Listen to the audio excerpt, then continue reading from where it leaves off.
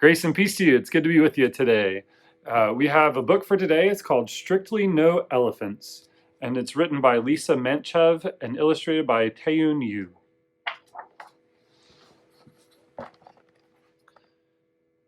The trouble with having a tiny elephant for a pet is that you never quite fit in. No one else has an elephant.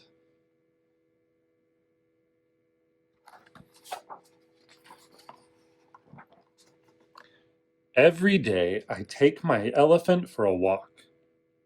His is a very thoughtful sort of a walk.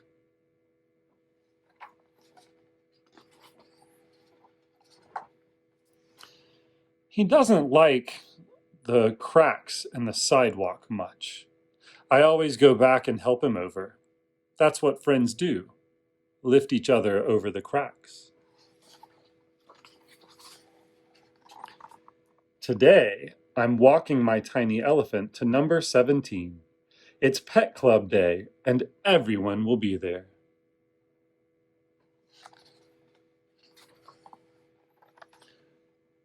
Come along, there's a good boy. I coax him the last few feet. It'll be fine. When I look up, there's a sign on the door. It says, "Strictly no elephants."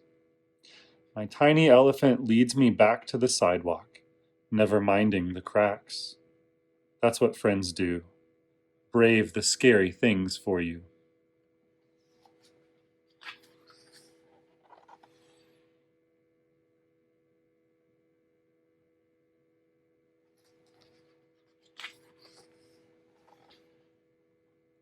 Did you try to go to the pet club meeting too? The girl asks. Yes, I say, but they don't allow elephants. The sign didn't mention skunks, the girl says, but they don't want us to play with them either. They don't know any better, I tell her.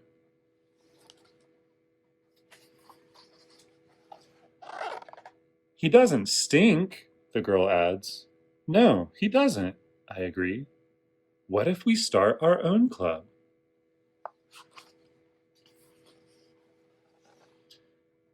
Come along, I say, making certain that my tiny elephant follows me, because that's what friends do, never leave anyone behind.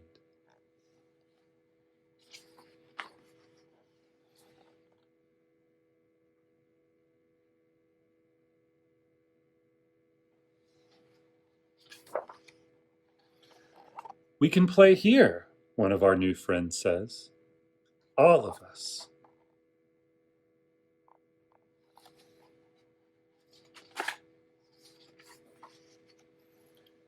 So we paint our own sign.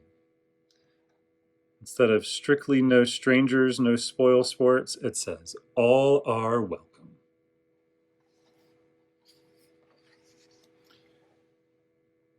My tiny elephant will give you directions if you need them.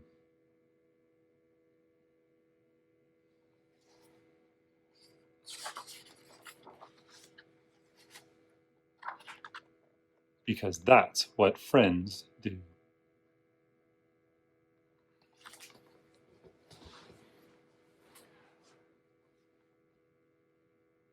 In this book, both the elephant and the kid who loves him feel rejected and left out.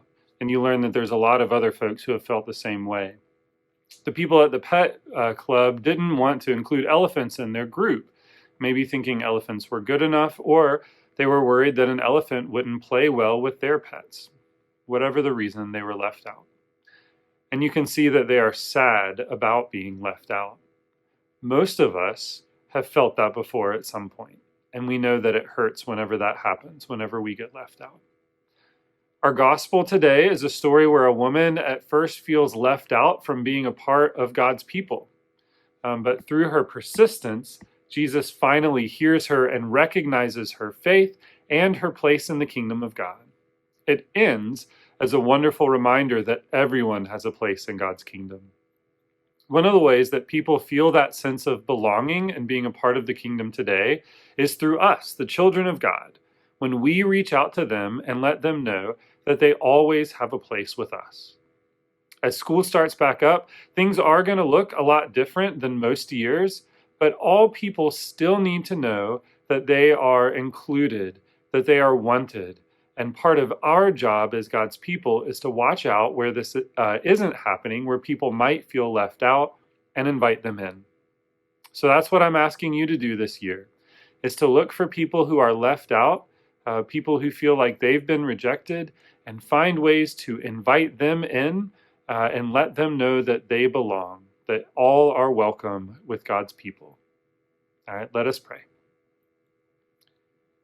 Dear God, thank you for claiming us as your children and letting us know we belong to you. Help us see others when they are left out and find ways to invite them in and let them know we care. Amen. It's good to be with you all. I hope you all have a wonderful week this week. God's peace.